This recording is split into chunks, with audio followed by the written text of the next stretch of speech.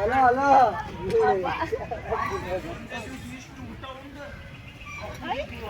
expressions नौकर baby B बच्चा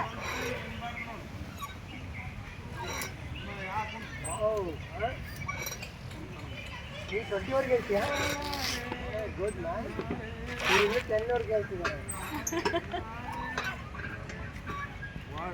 ಹಂಗೆ ಮಾಡಬಾರ್ದು ಹಂಗೆ ಸರಿಗಿಟ್ಕೋಬೇಕು ಲಡ್ಡು ಲಡ್ಡು ಸಿಟ್ ಸ್ಟ್ರೇಟ್